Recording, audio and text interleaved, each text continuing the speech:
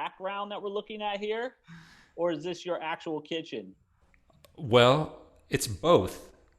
How is So, that possible? Okay, it's after dark here in Los Angeles, and so this is a photo I took like an hour ago when there was still light, because I wanted to let my family have the kitchen. You know, it's dinner time, so they're enjoying the kitchen. But this is indeed the my home audio test kitchen, the official one. You're looking at it, kind of still frame version.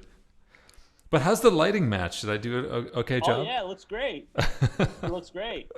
So is let's this let's just pretend this is like 5 o'clock on a nice sunny warm California afternoon. hell yeah? That sounds good. Do you guys feel I can like almost feel it right now. yeah, that's what I'm saying. We got to get a bit of that sunny California, sunny, lazy. We don't work here in California. The weather's too nice. We just hang around, cook nice meals. Maybe mix a little music here and there. Right, everybody? Come on, look alive. Hell yeah. Hell yeah. So is this where the original idea for Audio Test Kitchen was cooked up? Ooh, cooked up. Dude, anybody who, by the way, has any really great metaphor ideas that involve food and audio, just put them in the chat.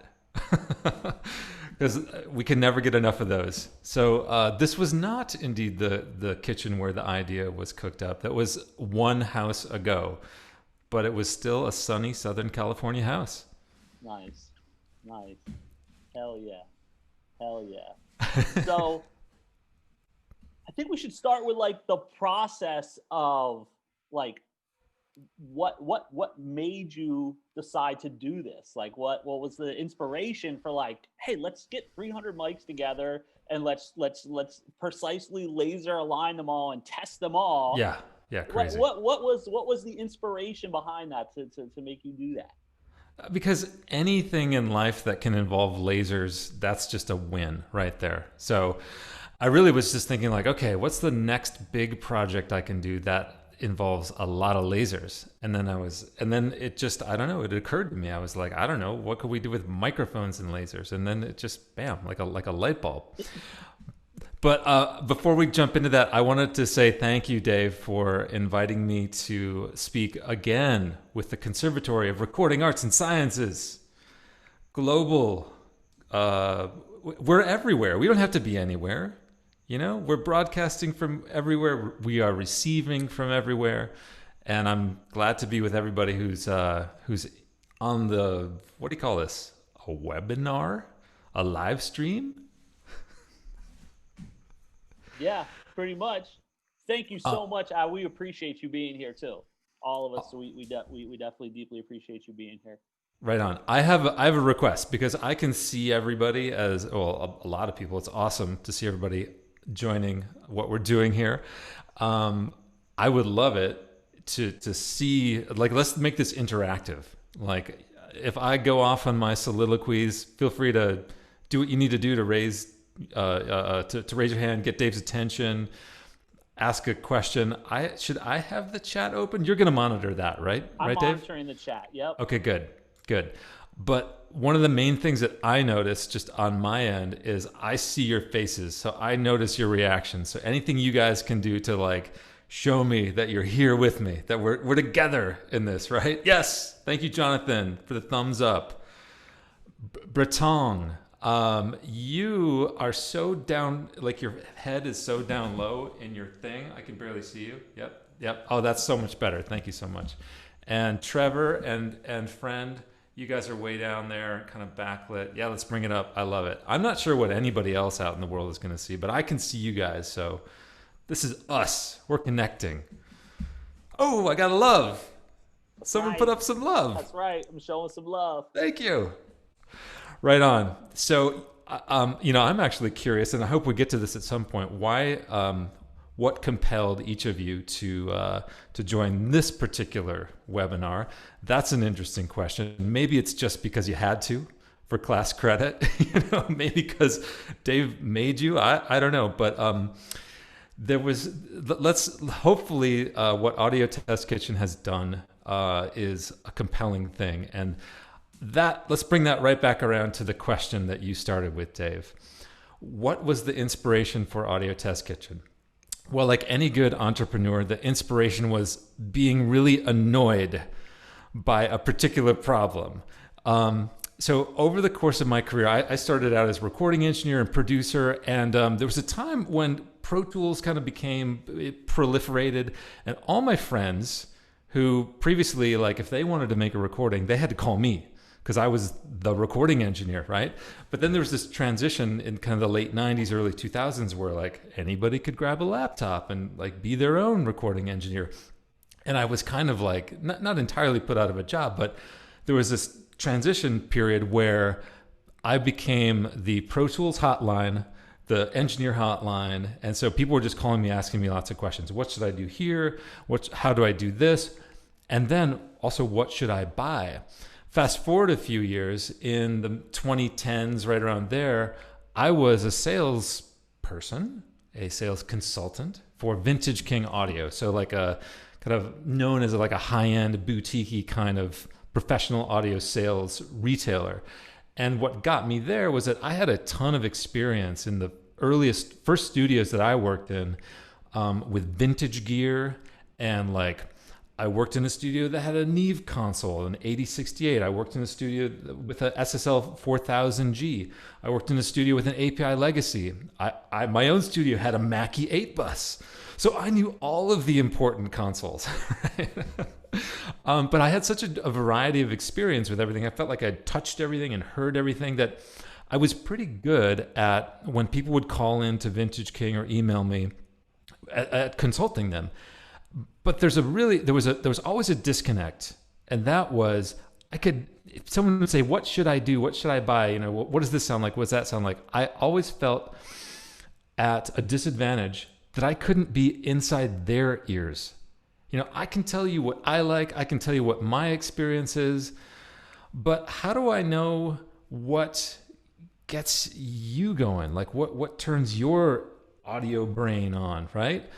And over you may, so if this is the problem, how do we figure out what gear, what microphones, are best for us to bring, to realize our vision, or to paint that sonic picture that we have in mind? If that's the problem, over the years, the solutions have been kind of piecemeal, right? Like, what would you do today without an Audio Test Kitchen? You would maybe go to YouTube. But there's problems with that because you don't know the quality. They might not have, the gear that you're looking for, and you might be considering a specific thing. They're not comparing that for you. And maybe like just the music that they're doing, you can't relate to. And there's people who've posted shootouts before on gear sluts. There's been all kinds of like kind of partial attempts, and some really good ones, at bringing a resource that could empower the individual to make a choice based on their own taste. And so that's kind of a consumer centric point of view, but there's also an education point of view. Like, if I had the availability of Audio Test Kitchen to learn about microphones, and we're going to be doing all kinds of gear as time goes on, I would have like avoided so many bad purchases. Like I had a buddy at GC Pro. I would just like buy whatever came in, and that was like all of my money in my recording studio went right back into gear. And even if it's microphones or instruments or plugins, it's just so relevant to be able to check it out before you buy it. And so bringing this all the way back around, I really feel strongly that we have an industry here that has survived. Survived is not the right word.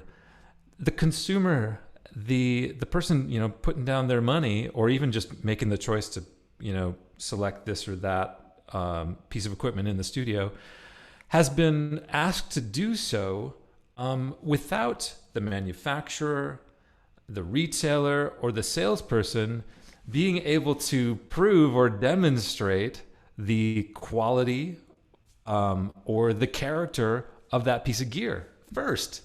And now, technologically, it just seems so easy. Like we can stream high quality audio. We can put a bunch of stuff up online, and so that wasn't the limitation. The limitation was that you had to figure out how to create a resource that would be relevant to a lot of people. So a lot of different kind of music, and the kind of resource that would have enough different types of a resource that essentially makes it so that you would have an idea of what this equipment sounds like if you were to own it. So that means you've got to expose these things to all kinds of situations, like the sharp transients of and high frequencies of tambourine or a hi-hat, the punch of a snare drum, the low frequencies and the transients and the sound pressure level of a kick drum, different kinds of vocals, electric guitars, acoustic guitars, all sorts of things. So that was really where the complexity of putting together Audio Test Kitchen came into play. It's like, how do we make a simple, elegant interface online serve up all these different types of paths that someone might want to explore to learn about that piece of gear, or to discover, whether or not that just to compare it, just to audition it and compare it and get a sense of what that thing would do if they were using it, if they owned it. So that took us about 2 years of research and development to figure out the best way to capture that gear and what should the sources be. And then we spent the next year just sitting around playing with lasers. Hell yeah. Hell yeah. That is awesome. How did you choose what studio? Tony, hey buddy. Hey, sorry I'm late. It's all right. You dropped in at the perfect moment. You skipped my whole intro. That was about the last 35 minutes. So your timing is perfect. Most people here were already onto their second cocktail.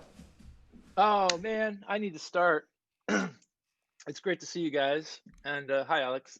Hi Tony. And I see you got your apron on again. So you're fully clothed though, right? Some things are better left a mystery. Yes. Anyway, I don't want to interfere too much, so I'm gonna hang and enjoy myself. Right on, man. Great to see you. Yeah. Yep. Likewise. So we were just answering the question, what was the inspiration for Audio Test Kitchen, and out of what kitchen was it born? And it wasn't the one you see here in the background. It was a different kitchen, but not too far from here. Hell yeah. Hell yeah. And so you came up with this idea, and what made you decide to bring the laser? How the lasers even come into play here? Oh man, we need lasers. This is such a great question. Okay, so one of the faults of any previous microphone, particularly microphone comparison, any kind of shootout that's pretty much ever been done, is that if there's any variable in the sound other than just that piece of gear that you're comparing, it's a mic, it's a preamp, whatever, there's a performance variable. If you had a singer, the best singer in the world, could be just so close, take after take after take. Now imagine asking that singer to do that 250 times into 250 physical microphones. Well, now that's just one singer, and then we've got 3 rappers and then 2 other singers. So, and then there's harmony parts and layers. So it's it just became an impossible idea to totally control the variables. So we controlled the variables of the signal chain. So everything, the mic cable, the mic pre, the A to D, the D to A, all those things you can imagine. If we were reamping, of course, the electric guitar performance was one performance. And so the lasers came in a very crucial part, and that was to ensure that the microphone position, the position in front of the source, never changed, not by a millimeter. So we came up with a 2 laser system where this one's shooting out an X and a Y, and it lines up on one side of the mic and makes sure you got the forward back correct and the up and down. And then from the other, from a 90-degree axis relative to that, another one to make sure that the left right was correct and that the twist was right. So we just ensured that not only the mic, but the diaphragm of every mic never moved relative to the source. Brilliant. That's brilliant. Thank you. Yes. Yes. And so the next step in your process was choosing a facility to do this in? Dude, I mean, it goes deep. This is a loaded question. I realize you're hitting me with, Dave. So one of the biggest challenges that we faced was this thing that I just mentioned, singing. It's like, if you can't get a singer to sing it exactly the same 250 times, who's going to, or what is going to do it exactly the same 250 times? So I mentioned electric guitar reamp, bass guitar reamp. Everybody gets that. It's like you plug it in, you record it into Pro Tools or whatever with a really super high quality DI. We used a Little Labs reamper, and you play it out the amp, and as long as that amp doesn't change, which we also measured as we went, you're good to go. It's going to come out the same, like hundreds of times, thousands of times. So so we actually spoke with some manufacturers who said, you know what, when it comes, some microphone manufacturers, when it comes to developing our microphones, and we want to develop on a voice, and we want to track very carefully every little change that happens as we develop this microphone. We change a capacitor, we change the diaphragm, we change some filter, all the things that you can do within a microphone to change the way it sounds. They told us, some of the most high-end manufacturers in the world, they said, we use a high-quality recording of a vocal using like a measurement grade microphone, and they didn't tell us anything about the conditions or anything like that, and they just said we reamplify it through a speaker. And I was just like, the guy, the person in me who's been a recording engineer for 25, 30 years at this point, was just like, no way are we going to tell the world what large diaphragm condenser mics sound like on vocals with a freaking speaker as the source. That is not possible. So I resisted this for months. And so we set about, okay, how can we do this? How can we get real vocalists? And we did things like, hey, what if we have the vocalist do 10 performances into each mic, doubling themselves 10 times, stacking up a performance? Because then you get this kind of like, all the variables might just like wash away, right? But we found actually that it was more difficult to tell the differences between the microphones when we stacked up a lot of vocals on it. So we went down lots of roads, and then finally I had to give in. And so we started testing what would it take to capture an acoustic performance coming out of a singer, right? And to reamplify that with a speaker into a microphone. So I'll give you the cliff notes on this next part, which is that we tried a dozen microphones in different conditions, from just like a regular studio to a near anechoic chamber to a fully anechoic chamber. We tried all of the best top, XYZ studio monitors, different configurations, ribbons, not ribbons, concentric, not concentric, woofers here, tweeters there, mid-range, the whole bit, 3-way, 2-way, 1-way. And until we, over the course of months, actually by ear, found 2 magic combinations. All right.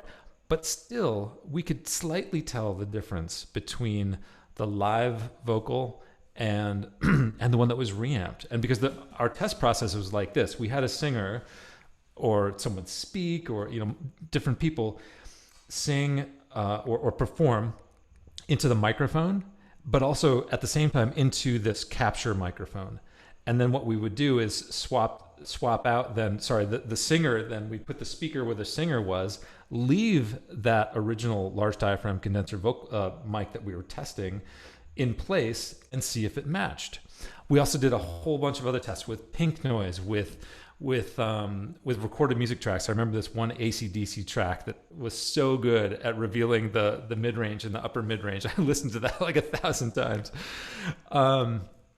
until we got to the point that by ear we were like to this 90% mark, and then we kind of realized, hey, our technology, what we have available to us to refine this, is not good enough. So we envisioned, what kind of resource out there would possibly help us take this to the next level and make it so you can't tell the difference between the live performance and the reamped one. And we thought, hey, wait a second. Doesn't Harman have an anechoic chamber like just up the road here in LA?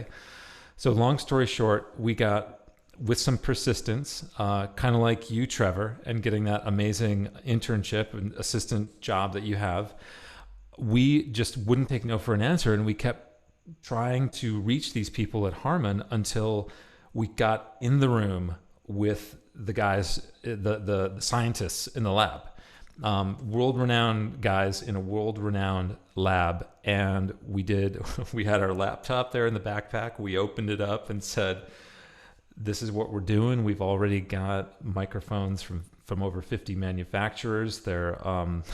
And we would love to bring them here to your anechoic chamber. And this is what we want to do. And these guys were so interested just in the learning opportunity of that they said, well, we really like this idea and we'd love to help you. So our minds just got totally blown. We spent consecutively probably 5-6 weeks in the anechoic chamber and with their back in their lab, and they assisted us to close that gap to make it so that you couldn't tell anymore in a blind test whether you were listening to the live performance or the reamplified one. So that was one of our biggest technological breakthroughs. And I'll just kind of close out this thought about like, how did we manage to eliminate performance variables so that the only difference you hear is between the microphones themselves. We use robots on the hi-hat and the tambourine, and that was a whole other adventure, figuring out how to make these things consistent over a long period of time, and we had to do modifications and all that. We had a special technique with kick drum, and Yamaha loaned us at East West Studio 2 actually, a self-playing C6, I believe it was, acoustic grand piano, just this beautiful beast that played the same way every time. So when you go on Audio Test Kitchen and you're hearing the piano and it's one of the parts within a song, you just picture that piano playing itself right there in the middle of East West. And we've got a close mic on it, and we've got a room mic position too. Which one was it? So it was East West Studio 2. And the piano in there is it's one of the best pianos I've heard. But Yamaha loaned us a piano, so we just parked that kind of in one of the sweet spots along the wall that's kind of opposite where you put the drum kit. That's where we put the piano and had the lid open. And so we had a close mic in there about 9.5 inches away from the strings, or actually from the sounding board. And then we had a room mic maybe 14 feet away. Hey, Jeff. Yeah, Yamaha Disclavier, right? Yamaha Disclavier. Yamaha Disclavier, exactly. Yeah, and it played I had really. One. I did the same thing. I had access to a Disclavier for about a year. We did a performance with 5 Disclaviers, a live performance thing. So I had one in the studio, and we did the same thing with microphones for quite a while. It was a blast having that repeat every time, exactly the same. It is the ultimate way to compare the sound of microphones on piano, but also just to hear the difference in microphones. Because if you put that mic back in exactly the same spot, like it is a shootout on acoustic guitar, on a vocal, on piano, where the microphone is like, oh, they're really close. One's here and one's here. Totally, you're already going down the wrong path, because anybody who's put a mic inside a piano, just outside the lid, a 1/2 inch difference, totally different sound. it's fine. There's nothing wrong with it being a different sound. The problem is if the person who's auditioning and comparing the microphones falsely attributes the difference in sound to the difference between the microphones. Because the crazy thing about this, and Jeff, you may have experienced this yourself, when you eliminate all the variables in any kind of a microphone test, all of a sudden, microphones, some of them are really not that different from one another.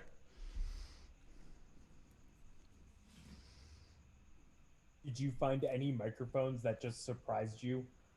Oh man, I found a ton of microphones that surprised me, and anybody who has yet to check out Audio Test Kitchen has a lot of cool discoveries awaiting them. It's so bizarre, and like assumptions that you might bring or things that you heard about, like a certain microphone. Some of them hold up. Some of them hold up, but some of them like throw them out the window.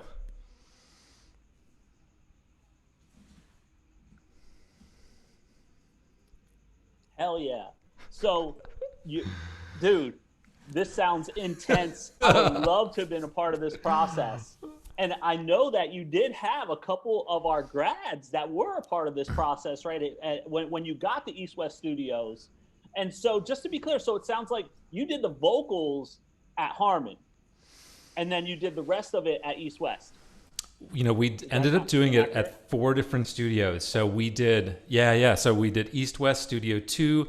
We did Harmon, both in capture and reamp. East West was capture and reamp as well. There were some things we recorded there, some things we did the piano, we did the bass, the guitar.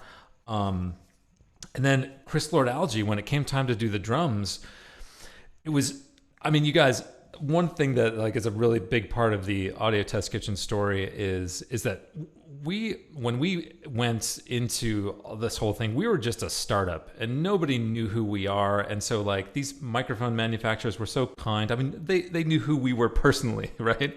But they trusted us with $750,000 worth of microphones. And they were like, well, can you send them back in like, a month or 2 or 3? And we're like, sure, no problem.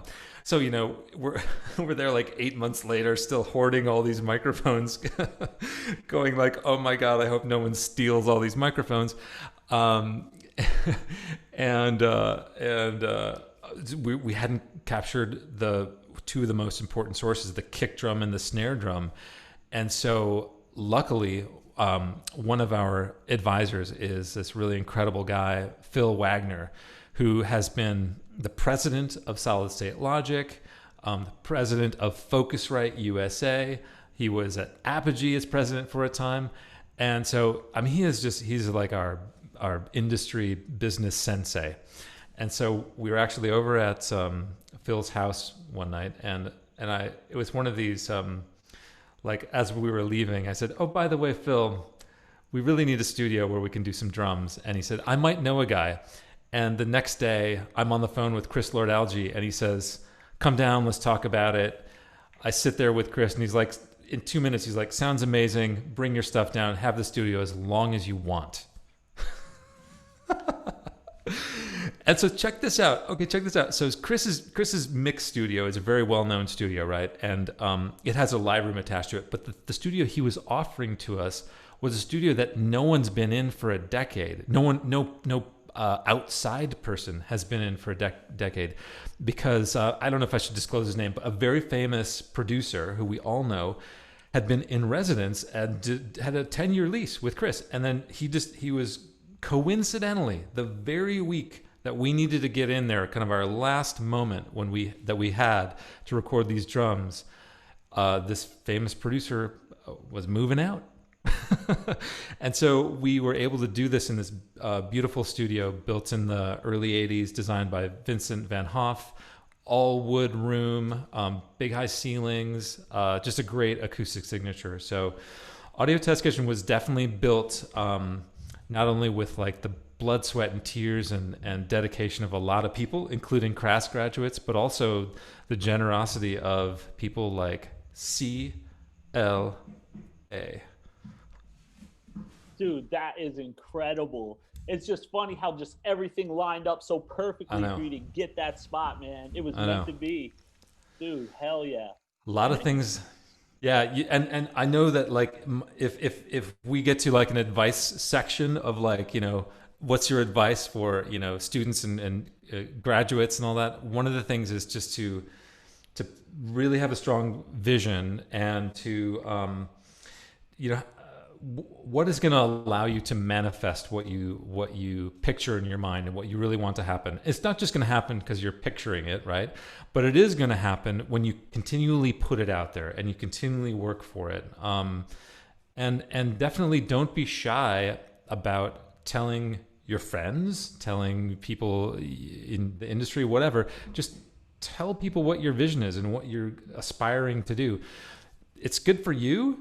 And it's the sort of thing that, like, to borrow a woo-woo term, it helps you manifest what your vision. Hell yeah. Hell yeah. And you got an amazing video from CLA. Who knew he was a comedy genius as well, right? So you got this amazing video from him that was all over social media a couple weeks ago. Oh, right on. Okay, cool. Hell I'm yeah. glad you saw that. Right on. Oh yeah, dude. Yeah, I shared it around. I shared it a couple of times. Hell yeah. Thank you. Definitely. Oh man, and it was so. Just to go into this for a second, it was. So I mean, like, what would you do if you were like one of the world's most famous engineers and you were literally surrounded by 250 mics in your own studio, and like he hadn't seen 90% of these mics ever in his life. And so we caught him on camera. I was just there with my iPhone. That whole video was just like shot on my iPhone and just catching his reactions. And he's just picking stuff up and going like, oh my God, this looks like Sputnik. You know what I mean? Like, is this from another planet? Intruder alert. So it was fun watching his reactions. And I'm glad we captured that to share with everybody. Hell yeah. Hell yeah. That's cool, man. That's just a whole experience that shows that you have to be persistent. You have to, like you said, manifest it, right? You got the ideas, now let's go make it happen. And you right. put that energy out there, you're going to get that energy back. I think so. Well said. Hell yeah. Hell yeah. That's awesome. So let's go into, I think, where some of our grads helped you out at East West Studios, right? We had two, didn't we? I think we had two grads there with you, right? We had Sarah. Yep. But also, isn't Matt Wallach a Crass grad? I think so. He was our assistant in Studio 2, and I'm pretty sure he's Crass. But on our sort of wrecking crew team, like the engineers who were on the floor, moving the mics, doing all that stuff, lining everything up. Yes, it was Sarah Raz and Tyler Lewis.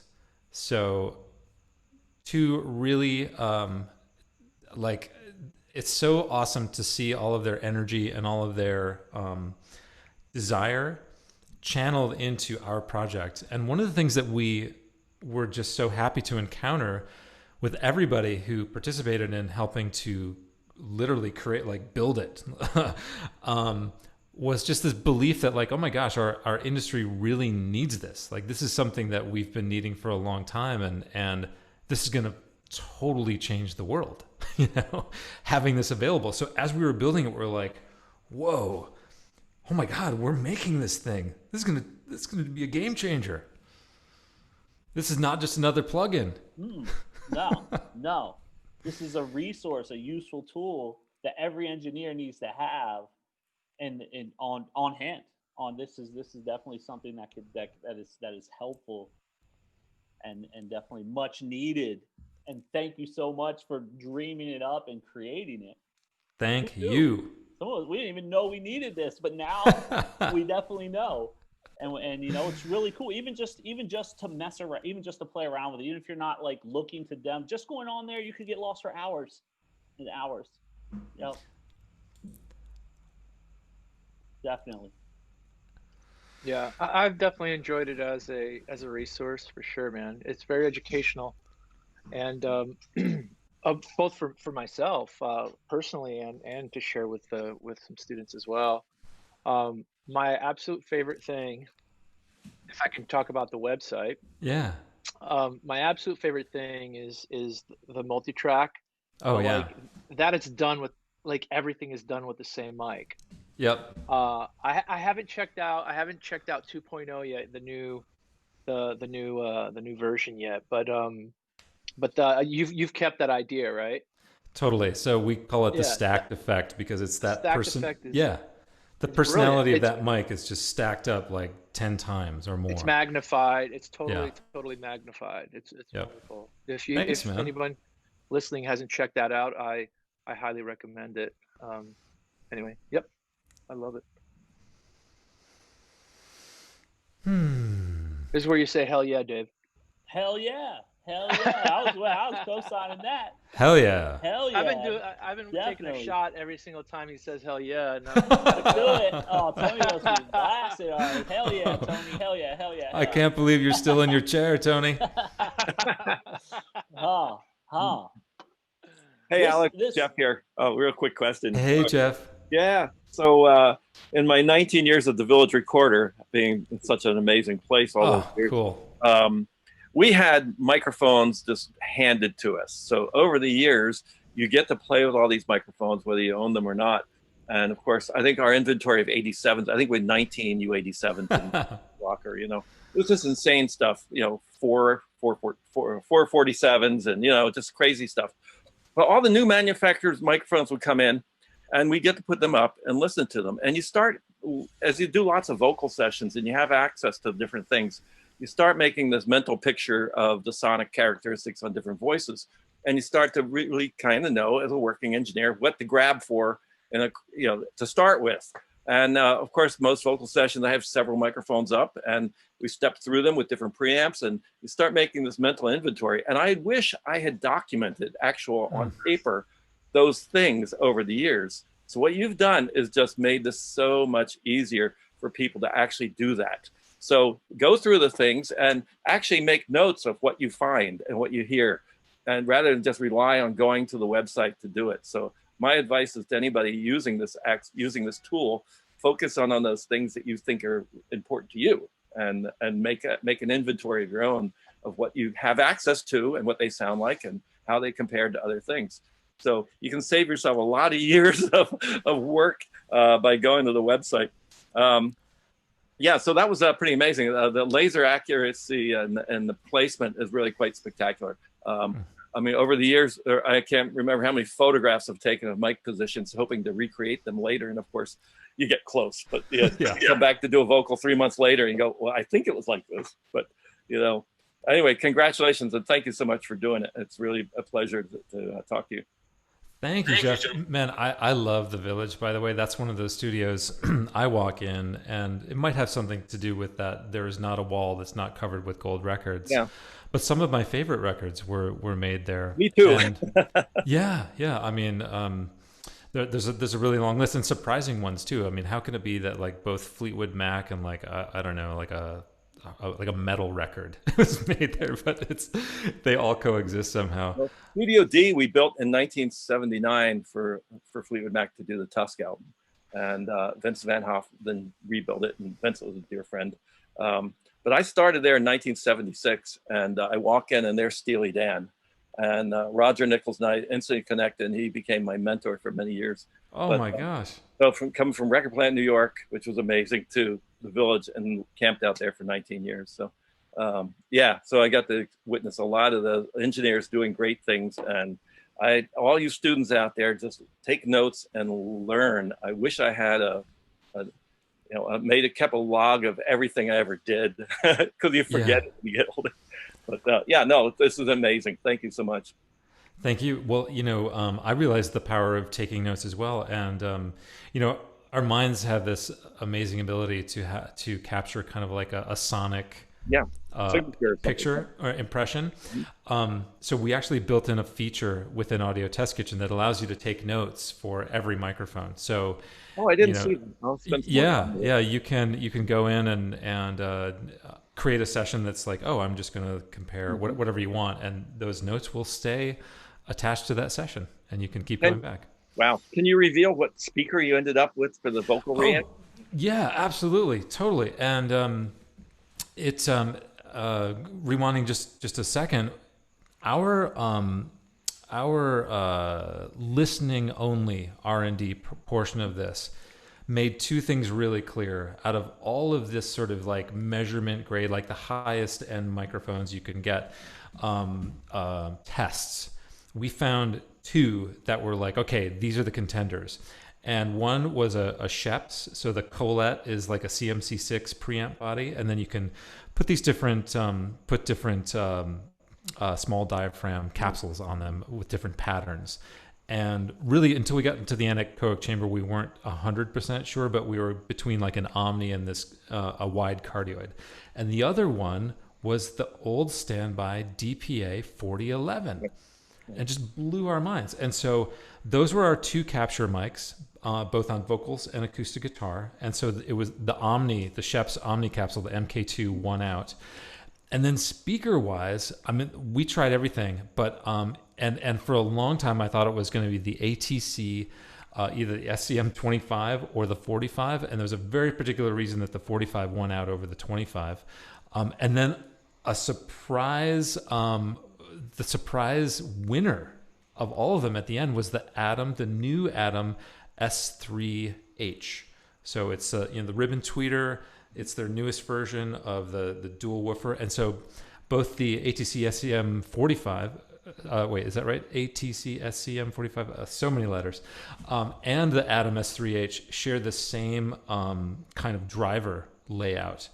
And that, it turned out, was the key thing. And it just has to do with how the sound arrives at a point source in space in front of those mics. And to find that point source, so it wasn't, the lasers weren't just about positioning the microphone in the right spot. We also had to find the sweet spot for where both the capture mic would go in front of the vocalist or acoustic guitar, but also the sweet spot in front of these studio loudspeakers that ended up being our surrogate vocalist. And so we used a Dynamount robot, one of these X1R microphone positioning robots. So we were able to, and we oriented it horizontally, or you often see them like this, where they're front, back, side, and then the R allows you to do a twist.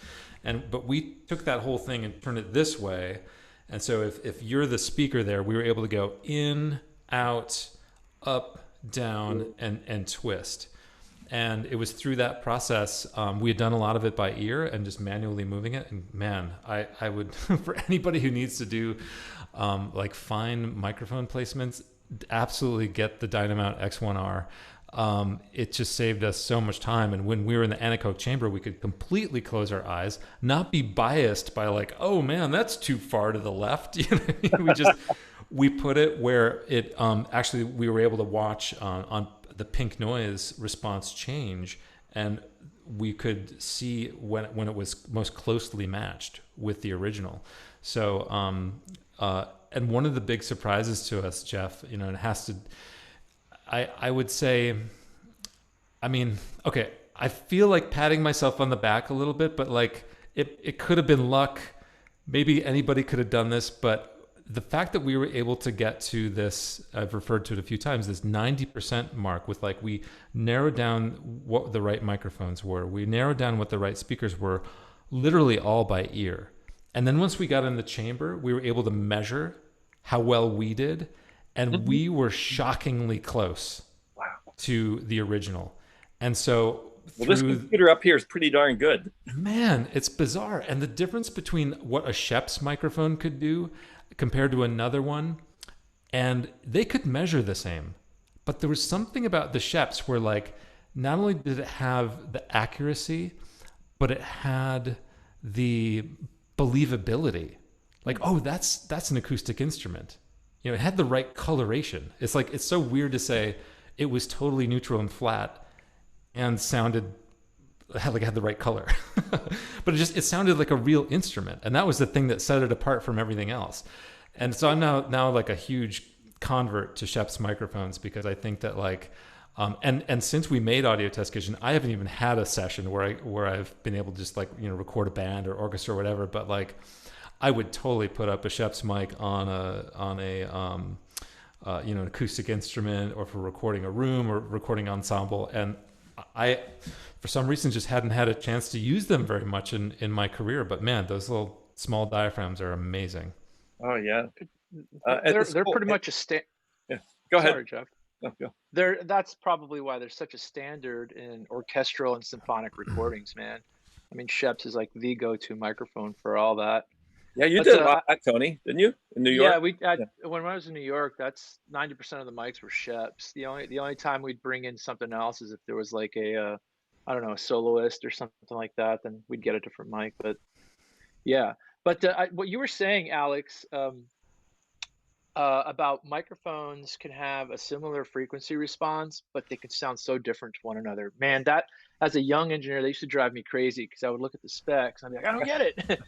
And I think over the years, as your ears, you're with years and ears, there's like this depth. There's this third dimension to get to sound cheesy. You know, you have your amplitude and frequency, but like we need to see the waterfall plot, you know what I mean, of how a microphone really reacts. And Yeah, that's where I'm convinced it's at. It's like that depth, man. Like when you put, I've showed this to students sometimes, like I could put a pair of mics over a drum set and both XY, try to match them as close as possible, but then there's a certain pair, and if you close your eyes and you stand in the sweet spot, you could be like, oh, the ride is okay, it's a little further, not left or right, but like behind us, like push back or push forward, or the tom, when they do a tom fill, and it's like, it's magic, man.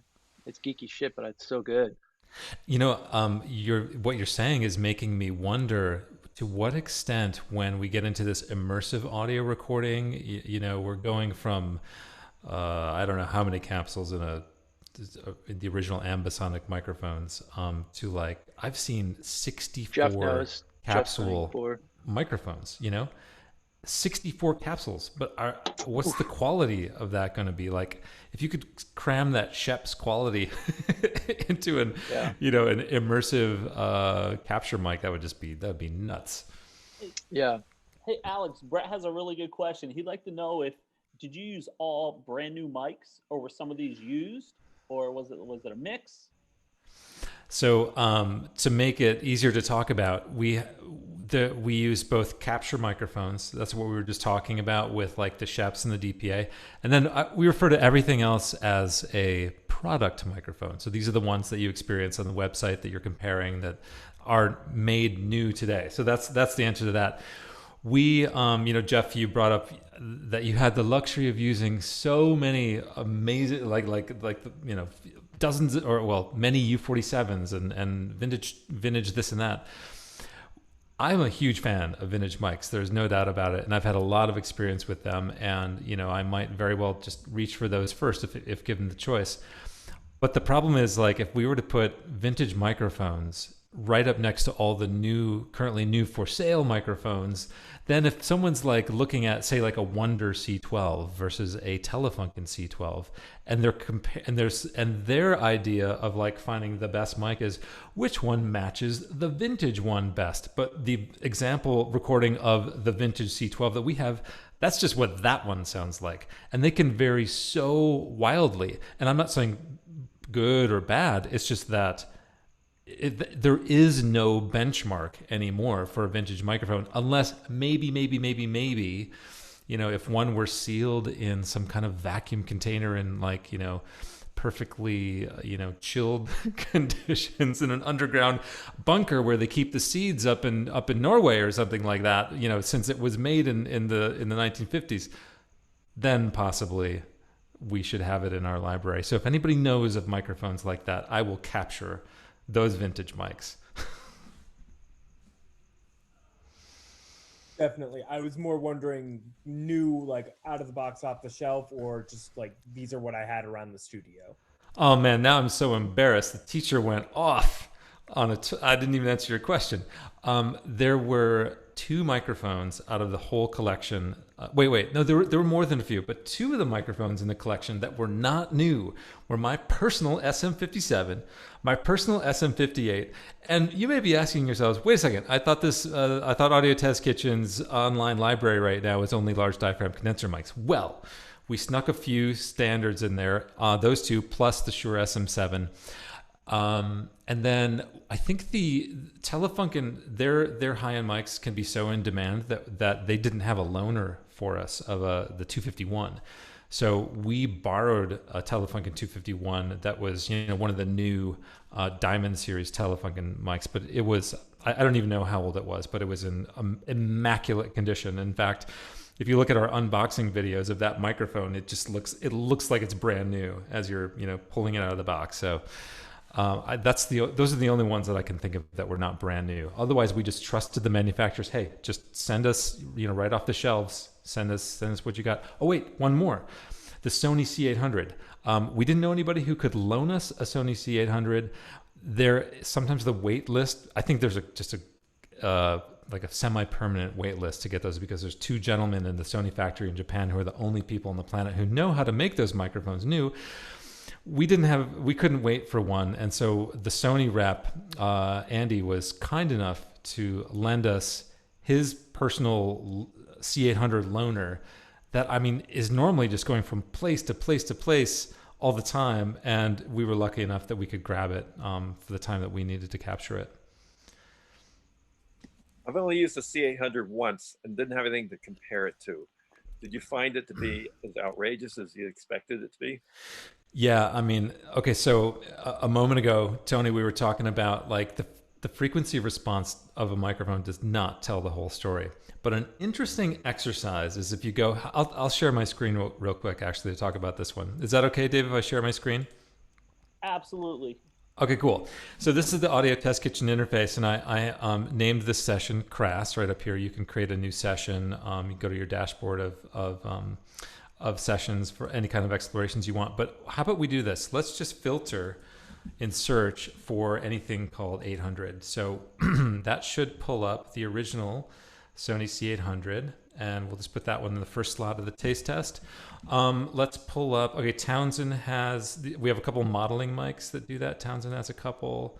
Slate has a couple. Let's just pull up those for now. Maybe we'll look at the Antelope in a second too. So here's our frequency response comparison. So this is an industry first. And the reason that that's exciting and cool is that really ever since frequency response graphs have ever existed and been published for microphones, they've only been partially useful. How have they been only partially useful? Well, because you can't compare them relative to another microphone unless it's within that microphone's family. Say, for example, Neumann measures all of their microphones under the same conditions. Then you could trust a relative comparison between Neumann microphones. But this is the first time in the industry where you can cross-compare the frequency response across brands. And so if we look at, for example, we're highlighting now the original Sony C800. Do any of these microphones come close? So I'll just keep going back to one. So go Slate. Here's 1 to 2, 3 to 2. Oh, that's pretty close. 4, that's a Townsend. That's really close. 5, that's a Townsend. Oh, look at how close that is, in the top end especially. So this is one way to start taking a look at, like, oh, what will these microphones, how will they respond? And so, Jeff, to take a deeper look into what you were bringing up, like, look at the peak in the high frequencies. These things are really known for, their brightness, and that has a use. But we're at almost plus 6 dB, which is almost, twice the sound energy, from 8 to, 14K almost. So that's pretty amazing. And, here's Slate's interpretation of that. They push it even farther. So pretty interesting stuff. And then we can take a look at, let's take a look at Antelope's version of the C800.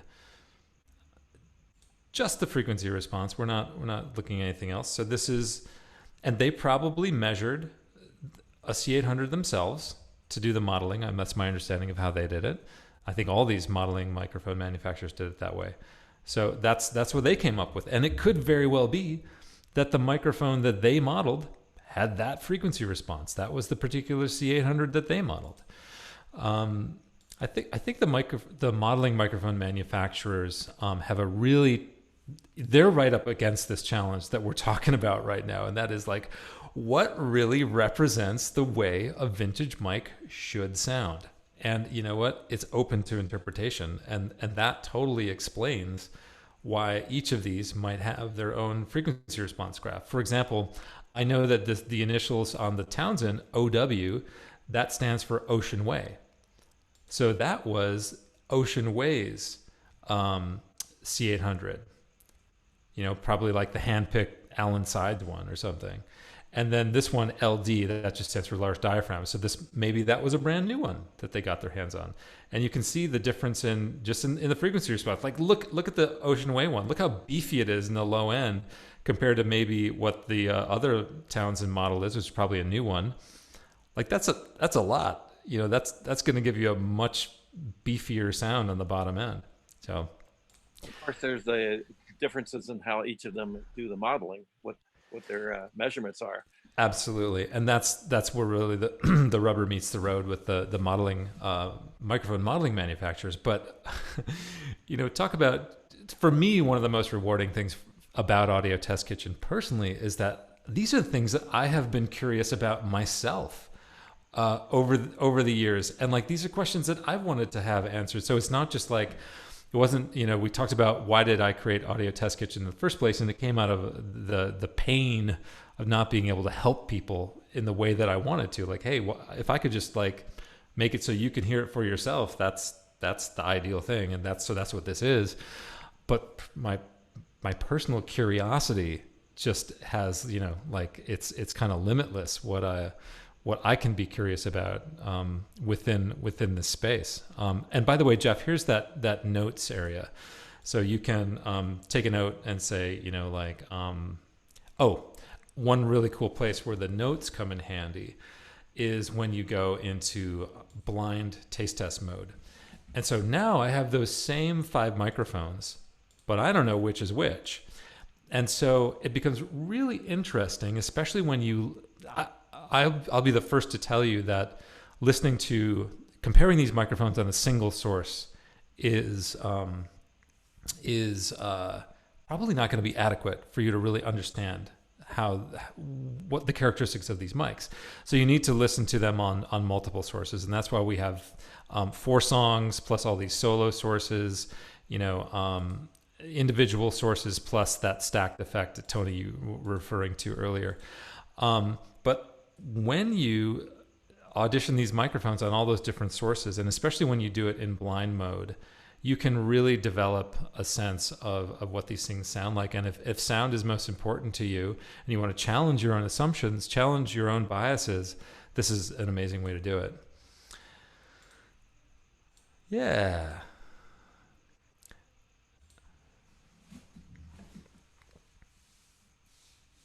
Dude, that is so cool, man. So Ryan actually has a question for you here. Ryan, you want to go ahead and ask your question? Sure thing. I just wanted to turn off my fan. It's right next to us. So Right on, man. So I am a horn player. I play saxophone, and this summer I was, I write a lot of songs that have some cool horn parts and stuff. But my microphone, as of late, until I got the Warm Audio FET, which is an awesome one, it was just a Behringer C1, which is just like your average like $60 microphone. So it sounds okay, you know, but you can tell it's not meant for the horns. And so I was just, in your opinion, like, what was your experience like setting up? Did you use any horns or checking out, you know, those kind of sounds or anything like that? Man, we we were able to capture acoustic vocals and acoustic guitar through this reamplification process. I would love to see if we can do that with horns. Or I would love to find out if you can play identically with no variation 250 times. So I see where you're going with that. That would be tough. I'd give it a try. and it could be that it would be important at some point to, this is what we wanted to avoid. We wanted to avoid people going on the website and comparing and going, oh my gosh, I hear this tiny little nuance and I hear that tiny little nuance. And to have them falsely attribute that to a difference in the performance, we could do that. We could have a live saxophone performance, a live trumpet, trombone. I love recording those instruments. I've recorded them on condenser microphones, dynamic microphones, ribbon microphones, and they all have their different, results. And it's so cool. And this is part of painting with sound, right? What is the picture you want to paint, and how does it fit into the rest of the picture? So it could. I just didn't want people to go on the website and have to put a disclaimer up there and say, like, just so you know, there may be slight differences in the performance. You may have to ignore this or that. So, just throw out like 10% of what you're hearing. So that's the real challenge, is like we wanted to make Audio Test Kitchen as it's almost like a plugin that exists on the web, right? Like, we expect our plugins to be exact every time. Like, if you print a mix out of your DAW and you don't have any like pitch, shifting type plugins, that thing should come out exactly the same every time. Like, your EQ should sound exactly the same every time. So that's what the kind of reproducibility, the kind of, zero variable environment that we were committed to in building ATK. Okay, that makes sense to me. Yeah. Yeah. Okay. Because I'm new to I'm new to Crass right now, and so I was just trying. I went onto the website and was just looking at how you guys have set it up, and it's been my first time doing it, so I'll definitely explore it a little bit more, and just get some more. You know what I'm going to do? I'm going to share my screen once and tell you what I would do if I were a horn player. This is the first place I would go. I go to this. So these are set up in songs. This is how you select your source. I would go to the solo section and I would choose electric guitar. And I would pull up whatever of the, of all the, I think we've got 300 microphones on there if you include all the variations of the modeling mics. And I would just start playing around. Like, because electric guitar, distorted electric, is going to reveal like what happens. It's a loud source. It's got all those, harmonics and overtones. It's going to really reveal, especially in that critical, like upper mid and treble range. Is this smooth? Is this harsh? What's it going to do to my horn? So I would think that would be a really great way into it. Okay, cool. Thanks. Another one would be tambourine. Tambourine is super revealing at what's going on in the upper mids and the top end in terms of the transients, in terms of the character. It's crazy. Like, tambourine, you think of it as just like chick, chick, chick. It's like super narrow bandwidth, but man, you can totally tell what's going on all the way from the mids all the way to the highest highs with our tambourine sources. It's just crazy. And we have Dusty Wakeman, the owner of Mojave Microphones, to thank for that, because when we were partnering at the earliest stages with microphone manufacturers and asking them how they thought would be great ways to test their microphones on Audio Test Kitchen, Dusty was like, well, we always test our mics in front of a tambourine as we're developing them, and to make sure that they're ready to go out the door. So that was just like, that was a stroke of genius. Very cool. Very cool. Well, thank you for that. I'm gonna have to check that out. Hey, Ryan, Alex, if I can jump in. Ryan, I'm Tony. I'll be one of your instructors later in the cycles. Hey, Tony. What cycle are you in? I'm cycle 1. I'm just okay. getting my feet wet right now. No, this is great. All I want to say is that it's a bit from cycle 1 now, but in cycle 12, we do have a saxophone clinic that I do with you guys. So just throwing that out there, it's something to look forward to. And we're going to have like 5 different microphones up, and the horn player we have is phenomenal here at school. So just throwing that out there, and we'll try ribbons and condensers and all kinds of fun stuff. So hell yeah. Yeah. Hey Ryan, if you were to pick, say, 2 or 3 large diaphragm condenser mics that you'd be interested in hearing on electric guitar right now, what would you choose? I know we've got hundreds. Let's see. I'd like to try the AKG C414XLS. Okay. How about another one? You want to try the cheapest, one of the cheapest, most affordable microphones we have? Okay, go in that let's try the Sterling, $80. Let's try one. Let's try. I'm sorry. You're supposed to be driving. What else would you like to try? Oh my God, the Telefunken looks crazy. Okay, you want to try a Telefunken? Which one? I just saw it. What was it? The ELA M215 or 251. 251. Right. Awesome. All right, cool. Well, let's leave it at that. You know what I'm gonna do? I'm gonna stop my share and share sound, and we're just gonna test Zoom's new fancy high quality audio. So we'll see. Dude, it's great. Is it really? I've taught 2 classes with the new Zoom upgrade, and in 2 of my experiences, students, without me saying anything, was like, "Why does it sound so much better with your class?" And I was like, "Oh, wow, it's the upgrade." So I recommend everyone to do the Zoom upgrade, man, for your classes. It made enough of a difference where everyone heard it. Awesome, dude. Okay, well, we're about to further put that to the test. So I'm going to select electric guitar. And let's see. I think a good way to do this, by the way, is to select a really short riff. But let's just like listen through here to what we've got for electric, distorted electric. 414.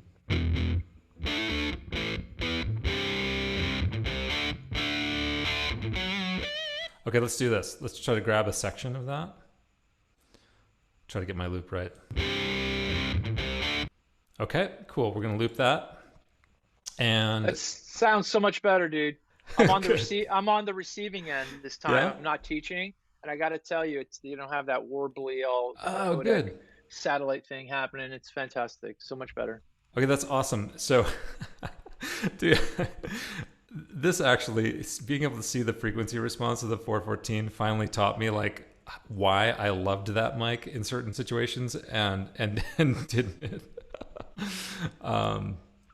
Oh, hang on just one second. My family is reaching out to me, so I'm just gonna say that we're still enjoying our call,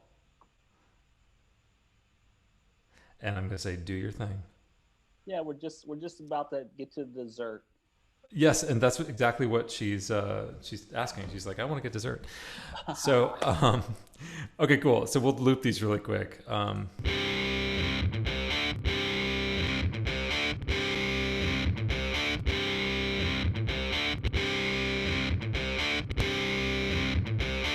So you will, I'm sure, when you're able to take a look at this on your own, get a good idea of how these things sound different from one another. But yeah, one of the things I love about what we created, just to bring it back to me, is is that this is all self-directed. You know, this is not just like we put a bunch of recordings online and you know, or like we made a YouTube video. Like the exploration is up to you. What section of audio you loop, what song you choose, what style of music. You know, that's what music is about. Individual expression. Music is about your artistic choices. So we wanted to give people that total free reign when it comes to discovering and choosing the tools for audio expression.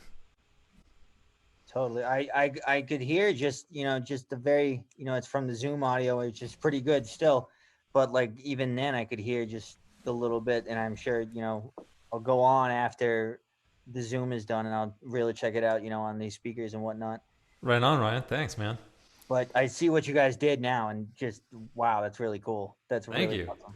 Hell yeah, it is. Alex, I got to tell you, man, we said that, when the quarantine first hit, man, we used this site as a resource to be able to showcase the different microphones, their different designs and sounds using your audio and visual examples, right?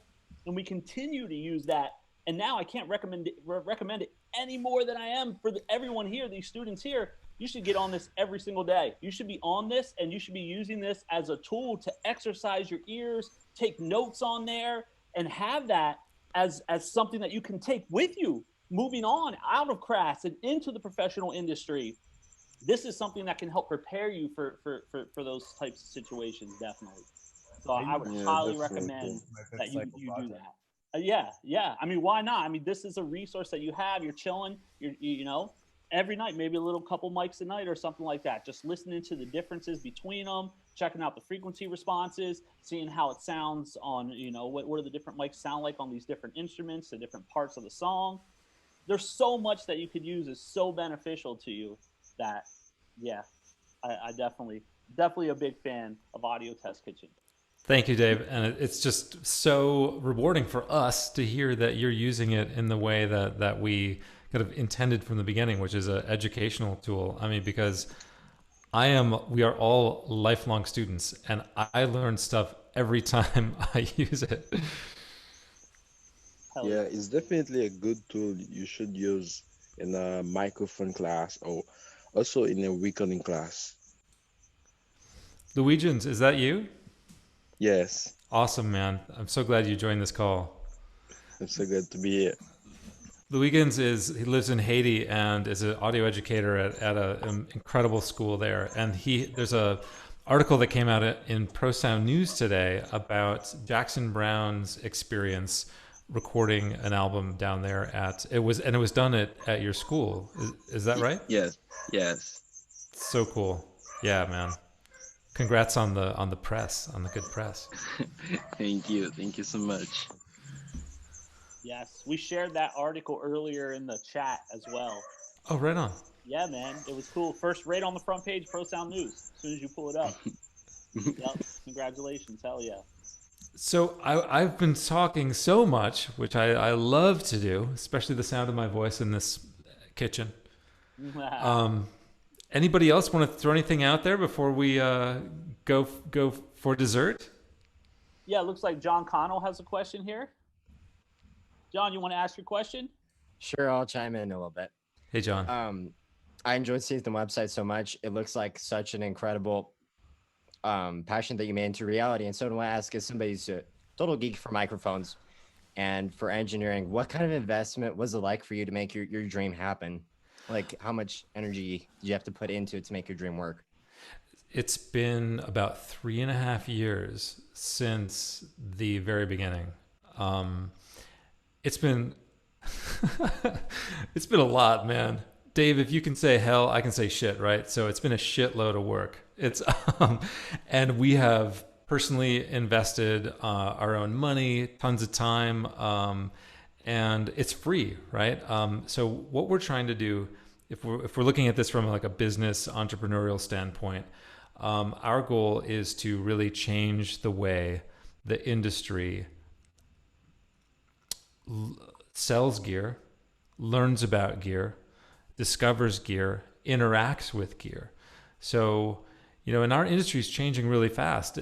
Who knows how much longer we'll have physical outboard gear, and will all the microphones someday be modeling mics and we won't have a $10,000, tube condenser? I don't know. But as long as we need tools to express ourselves as audio creators, to capture musicians, to be musicians, whether that's, a microphone or pro audio equipment or a DAW or plugins, all of these things, I think, well, you have the right to know what they sound like and how they perform before you buy them.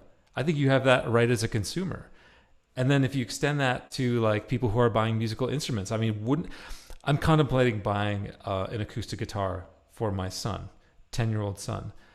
I don't want to buy one just like with the sales rep on the other end going like, oh yeah, this one sounds really great. Or how can you even tell me what an acoustic guitar sounds like over the phone? So imagine being able to like, okay, I'm shopping for acoustic guitars between, $500 price range. And being able to compare the sound of all of them and maybe in multiple different mic positions with different genres of music, different styles of playing on those instruments. I mean, I just think that would be mind-blowingly cool. And I think we deserve that. So back to your question and the entrepreneurial aspect of this, we're investing a lot to to try to change the industry and make it a better place, and make it so to empower the consumer and to empower the people who use these tools, even if you're not buying right now. It's just such a great tool to learn about. It's a great resource, I should say, to learn about the different tools that you might contemplate using in your process. Yeah, anybody would be a kid in a candy store, right? Around that many mics. It feels very empowering to anybody who's wanting to do audio engineering and get more into mics and things like that. And yeah, there's a lot of freedom. While I'm thinking about, different mic manufacturers and what they're looking for and the standards that they have, it's just so empowering for the consumer and to anybody out there in the field. And so I just want to say thank you. It's fantastic. It's mind blowing. Thank you, John. And I think there's anytime there's like a disruptive technology, you can find various stakeholders in the industry who are some will totally embrace it, and some could be threatened by it. So anytime like a new technology comes in and disrupts the old way of doing business, you have people who stand to lose. And like it could be that there's people making microphones that are just like way overpriced, because if you compare them to the ones that are a third the price or a tenth the price, they don't their value is not obvious. So the thing about a tool, a resource like Audio Test Kitchen, is it demands that those who are asking you to put your money down for these tools prove their value, prove the value of these tools to you. And so it's empowering the consumer. I hope that Audio Test Kitchen can continue to grow and continue to expand in ways that like this just becomes the excuse me, becomes the new way of doing business. Can anybody here imagine?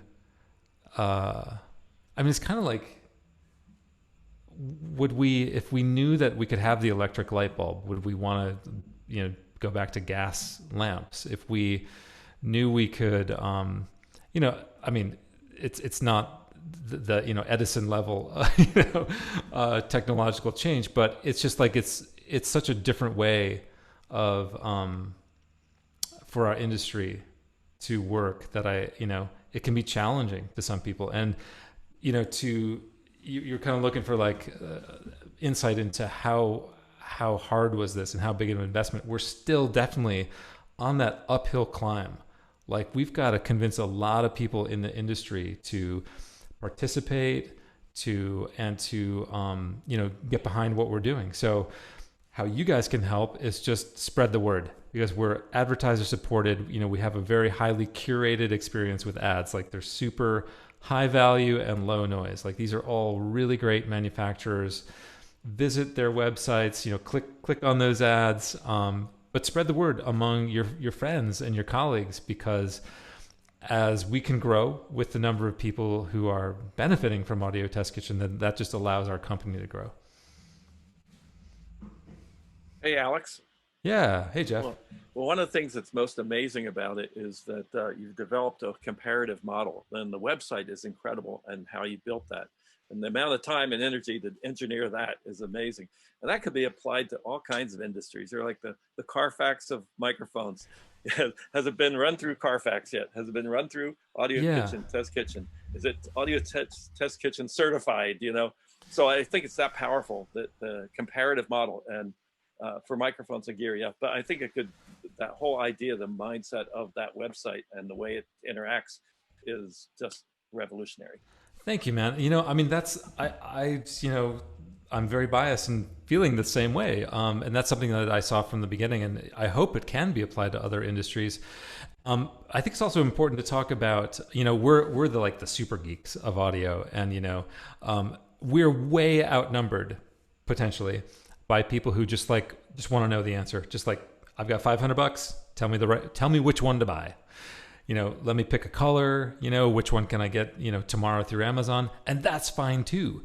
But imagine we take this resource and we within Audio Test Kitchen, we have some kind of, and this isn't fully formed, but we have some kind of anonymous and democratic way of, in a sense, maybe like having the cream rise to the top, so that if you are that, dad who's like never, he's totally non-musical and he just wants to buy his son, his first, Stratocaster at age 14 or whatever. Let's hope dads are still buying electric guitars for their kids as we go in the future. But he doesn't know how to discriminate. He doesn't know how to use Audio Test Kitchen to figure out which one is like the best sounding Strat for the money or whatever. So we've got to give those people ways to we've got to be able to empower them with information and a kind of user interface. And we already have some really, I just think, amazing ideas on paper how to do this, on how to figure out what is it that's important to you as the consumer or the end user. What are you looking for? And through all the data that we potentially have, delivering a really easy answer to you. Were there many microphones that just made you question, like, why is this so expensive? Or and how do they get away with selling it for this cheap? Hey, Jonathan, man, you can imagine, like, I have, everybody at Audio Test Kitchen has to be super careful about projecting our own bias in, both in as we were making the platform and also just as we talk about it and represent it. I will tell you this, man. There are so many surprises to be had, and I guess it's just so interesting to me for you to make your own discoveries. That's the thing. This is about making it possible for you as an individual to figure out what you like and what you believe to be true or not. And that's a really interesting thing too. Like when we first conceptualized Audio Test Kitchen, we realized, like, take a discussion on a forum, for example. It's such a he said, she said kind of environment. Like, well, I used that mic once, blah, blah, blah, or I own one, and this is what I think it does. And then you have these people just going back and forth, blah, blah, blah, their experience with that could be totally legit and totally accurate to how they perceive it.